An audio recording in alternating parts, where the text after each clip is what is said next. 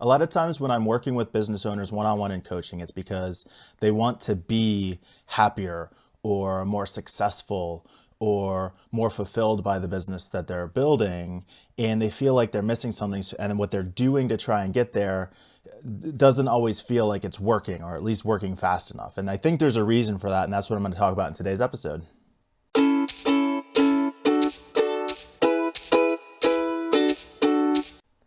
Hey everyone, welcome back. I am Mike Sutton with BeBuildHave.com, and I work with first generation business leaders who are getting burnt out on all the doing and are ready to just start being happy and successful in their businesses. And that's the bit that I really want to talk about today is this balance between being and doing. As I talk to a lot of business owners, most of my one-on-one coaching is with business owners who want to be happier, be more successful, be more fulfilled by their businesses. And what they're doing, trying to take better action, trying to take more action, trying to figure out what they're doing wrong, isn't necessarily getting them there. And so some frustration builds, or some anxiety or some doubt builds there. And so what I'm going to focus on in today's episode is this difference between being and doing. How do we get those feelings that we want, what we want to be, and how does what we do fit into that? And the relationship is, in a lot of cases, counterintuitive because we live in a cause and effect world. The effects that we create are the result of our actions, the things that we do. The breakdown is that what we do is a reflection of who we are, not vice versa. So let me explain that. If we look in social situations, or even in sales, it's very easy to see that certain characteristics and traits are attractive and others are repulsive, in the sense that they push people away. So things like confidence, a characteristic, somebody who's confident is more attractive. Somebody who requires validation is less attractive. Somebody who is very influential is attractive. Somebody who tries to be very controlling is unattractive. Somebody with a strong desire could be very attractive, but somebody who comes across as needy is unattractive. And it goes on and on. If you have an internal sense of safety and security, you don't need to be self-protective or defensive, nor do you need to be aggressive or offensive. And if you feel fun, happy, caring, and compassionate, you don't feel the need to fix or please other people. And if it comes across that way, it's more of a unattractive quality. And so what's the reason for that? Because you could have two people taking from the outside exactly the same action, but getting very different results. And this, I think, is the frustrating part, because a lot of business owners who don't feel happy, successful, or fulfilled in their business feel like, well, I'm taking the actions that I'm supposed to be taking. I'm doing what everybody else is doing. Why don't I feel the way that I want to feel? And the breakdown, in my experience, is that your actions communicate who you are. And you can't hide that. This is why two people taking the same action don't get the same results, because they're communicating who they are. One person's actions are communicating confidence. For another person, the exact same actions could be communicating insecurity. And you can't hide that level of communication. Humans, as social creatures, are incredibly adept at communicating emotional energy. You can't hide that in your communication. People can see through that. And so what we find is the world, other people, don't respond to what you do so much as what it communicates about who you are, what your actions are communicating to them about who you are.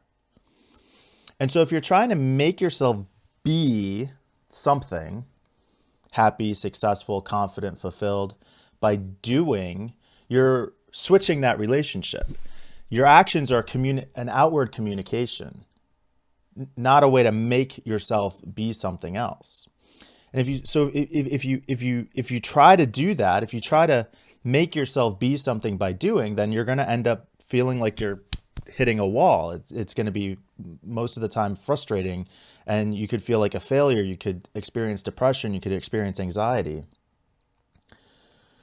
But if you can start with the being side, figure out where you're already happy, successful, confident, fulfilled, and you just want to take opportunity to expand that, or maybe you even need to work on that part first. But if you start with being and who you are, then what you do only needs to be an expression of what you already are. And ultimately, what you already are is all the world wants from you. That's where you're going to be the most successful, the happiest, the most fulfilled, is when you can be yourself, let the world see that, and participate with other people who are also trying to be themselves. So we get to a point frequently in the conversation where business owners will say, okay, I get it. I need to work on who I am and start with being first. How do I do that? Which is a really hard question to answer because it's not about the actions, it's about who you are. But we can look at what is it you believe about yourself? How did you come to believe it? What are your experiences that reinforce this? And how can we figure out what is the truth about you that at your core, you are just as happy, successful, and fulfilled as anybody else on the planet, but maybe through injury, through doubt, through traumatic experiences, through honest mistakes, through circumstances, you somehow came to believe something else, which is totally fine.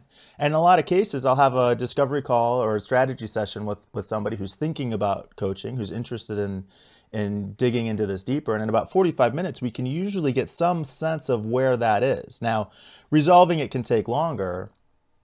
And yes, action is an important part of the process, but it really starts with getting back in touch with who you are, who you want to be, and how do you let your actions reflect that?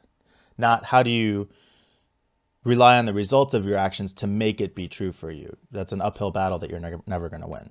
And it's a tough challenge. I really get that. I've been working on this for my process was about 4 years that I've been working on this, and I'm really feeling comfortable and safe and secure in it now, to the point that my focus has really shifted from how do I make this true for me to how do I help other people see this. And one of the things that I'll frequently end up saying to people is, okay, you've got some doubt. I get that. I had that doubt too. But even if nothing else changes except how you feel, and you can get to the point where you feel happier and successful and more fulfilled, even if nothing else changes in your business or in your life, but you feel better, isn't that alone enough of a benefit to do it? Plus, my experience has been by changing those feelings, and I've seen it in many of my coaching clients and a lot of people that I talk to, and I think this is what a lot of the self-help gurus are talking about, is if you can change your feelings, change how you feel about yourself, get in touch with your true self and just let your action express that, that's where you're going to be the happiest and most successful and most fulfilled. So let's keep doing it. I love it. This is what I'm in for. And so all my messages are building towards sharing this and helping to get you to the point where you can see that, yes, this is what I want. And a lot of it I see as kind of the missing piece between all the self-help stuff that's out there and where we are right now.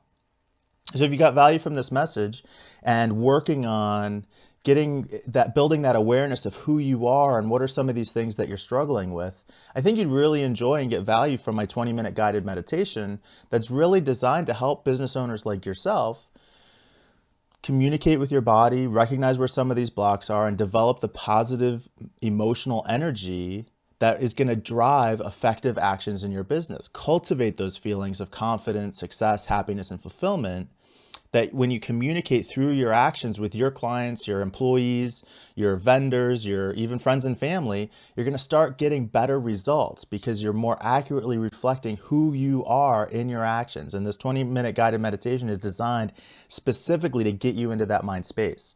And if you want a copy of that meditation, for now, you've got to email me, mike@bebuildhave.com, and I will send you a link to download it right away.